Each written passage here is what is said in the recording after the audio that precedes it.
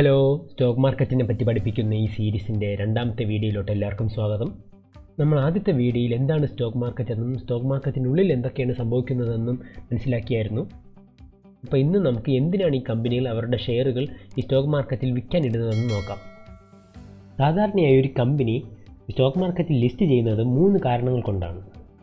ഇതിൽ ഒന്നാമത്തെ കാരണം, ഒരു കമ്പനിക്ക് ക്യാപിറ്റൽ റേസ് ചെയ്യണമെങ്കിൽ അവർക്ക് അവരുടെ ഷെയറുകൾ സ്റ്റോക്ക് മാർക്കറ്റിൽ വിൽക്കാനിടാം.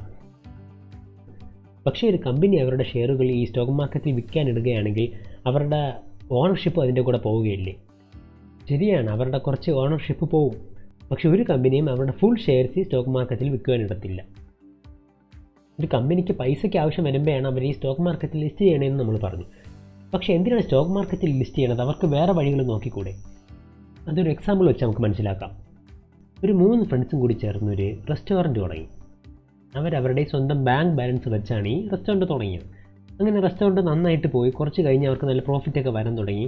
അപ്പോൾ അവർ 3 പേരും കൂടി തീരുമാനിച്ചു ഒരു രണ്ടാമത്തെ ഔട്ട്ലെറ്റും കൂടി വേറൊരു സ്ഥലത്ത് തുടങ്ങാം. പക്ഷേ ആ ഔട്ട്ലെറ്റ് തുടങ്ങാൻ അത്രയുള്ള ക്യാപിറ്റൽ അവരുടെ കയ്യിലില്ല. ഈ ക്യാപിറ്റൽ റേസ് ചെയ്യാൻ അവർക്ക് പല വഴികളുണ്ട്. ഒന്നെങ്കിൽ ഫ്രണ്ട്സിൻ്റെ നിന്ന് റിലേറ്റീവ്സിൻ്റെ നിന്ന് കടം വാങ്ങാം. അതേപോലെ തന്നെ ഈ ഏഞ്ചൽ ഇൻവെസ്റ്റേഴ്സ്, വെഞ്ചർ ക്യാപിറ്റലിസ്റ്റ് എന്ന് പറയുന്ന ഈ സ്റ്റാർട്ടപ്പുകളിൽ നിക്ഷേപിക്കുന്ന ഇൻവെസ്റ്റേഴ്സ് ഉണ്ട്, അവരെ സമീപിക്കാം. അല്ലെങ്കിൽ ഒരു ബാങ്കിനെ സമീപിക്കാം ഒരു ലോണിന് വേണ്ടി. പക്ഷേ ഇവിടേക്ക് ഒരു റിസ്ക് ഫാക്ടർ ഉണ്ട്. ഈ ഫ്രണ്ട്സിൽ നിന്നും റിലേറ്റീവ്സിൽ നിന്നും ഏഞ്ചൽ ഇൻവെസ്റ്റേഴ്സിൽ നിന്നൊക്കെ ഫണ്ട് ശേഖരിച്ച് അല്ലെങ്കിൽ ഈ ബാങ്കിൽ നിന്ന് ലോണ് വാങ്ങിച്ച് ഒരു ഔട്ട്ലെറ്റ് തുടങ്ങി ആ ഔട്ട്ലെറ്റ് വിചാരിച്ച പോലെ പച്ച പിടിക്കാതെ നഷ്ടത്തിലാണ് പോകുന്നതെങ്കിൽ ഇവർക്ക് എന്തായാലും ഈ ലോണ് തിരിച്ചടയ്ക്കണം, അല്ലെങ്കിൽ ഈ ഇൻവെസ്റ്റേഴ്സിനെയും ഇവർ വാങ്ങിച്ച പൈസ തിരിച്ചു കൊടുക്കണം. അപ്പോൾ ഇവർക്ക് ഈ റിസ്ക് ഒന്നും ഇല്ലാത്ത വേറൊരു വഴിയുണ്ട്. അവരുടെ പ്രൈവറ്റ് കമ്പനി പബ്ലിക് ആക്കുക. അങ്ങനെ ഇവരുടെ കമ്പനി പബ്ലിക് ആക്കുകയാണെങ്കിൽ ഇവർ വിചാരിക്കുന്ന എത്ര ശതമാനം കമ്പനിയുടെ ഷെയറുകൾ ഇവർക്ക് സ്റ്റോക്ക് മാർക്കറ്റിൽ വിൽക്കുവാനിടാം. അങ്ങനെ വിറ്റ് കിട്ടുന്ന പൈസ കൊണ്ട് ഇവർക്ക് പുതിയ ഔട്ട്ലെറ്റും തുടങ്ങാം. ഇതേപോലത്തെ ക്യാപിറ്റൽ റേസ് ചെയ്യാനും പുതിയ എക്സ്പാൻഷനും പൈസ ശേഖരിക്കുവാനുമാണ് ഈ കമ്പനികൾ അവരുടെ ഷെയറുകൾ സ്റ്റോക്ക് മാർക്കറ്റിൽ വിൽക്കാനിടുന്നത്. ഇനി രണ്ടാമത്തെ റീസൺ, ഈ കമ്പനികൾ സ്റ്റോക്ക് മാർക്കറ്റിൽ ലിസ്റ്റ് ചെയ്യുന്നതോടെ ഇവരുടെ മാർക്കറ്റ് ക്യാപിറ്റലൈസേഷൻ കൂടും. ഈ മാർക്കറ്റ് ക്യാപിറ്റലൈസേഷൻ എന്ന് പറഞ്ഞാൽ കമ്പനിയുടെ മൂല്യം അത് കൂടുമ്പോൾ അവിടെ ക്രെഡിബിലിറ്റി കൂടും. അപ്പോൾ അവർക്ക് ഈസി ആയിട്ട് ബാങ്കിൽ നിന്നൊക്കെ ലോണുകൾ വാങ്ങാം. ഇനി മൂന്നാമത്തെ റീസൺ എന്ന് വെച്ചാൽ കമ്പനികളുടെ പ്രൊമോട്ടേഴ്സിൻ്റെ വെൽത്ത് കൂടും.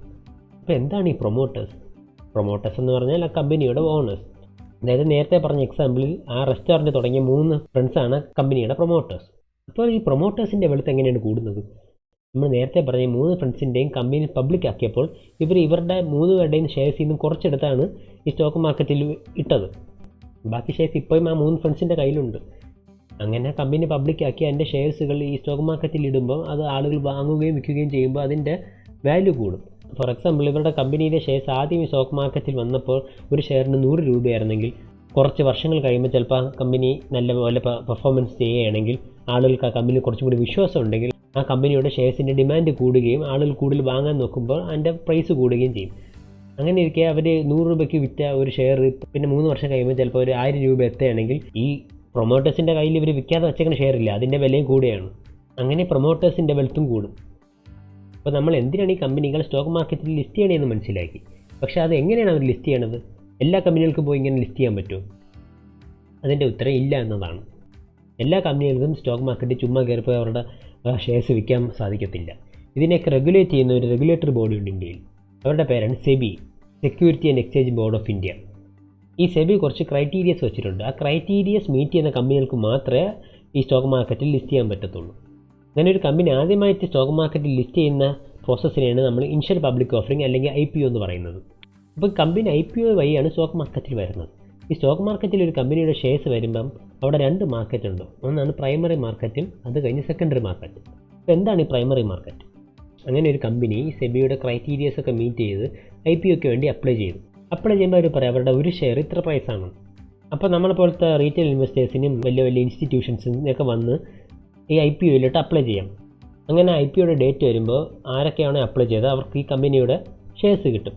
അങ്ങനെ ആദ്യമായിട്ട് ആ ഷെയർസ് കിട്ടുന്ന ഇതിനെയാണ് പ്രൈമറി മാർക്കറ്റ് എന്ന് പറയുന്നത്.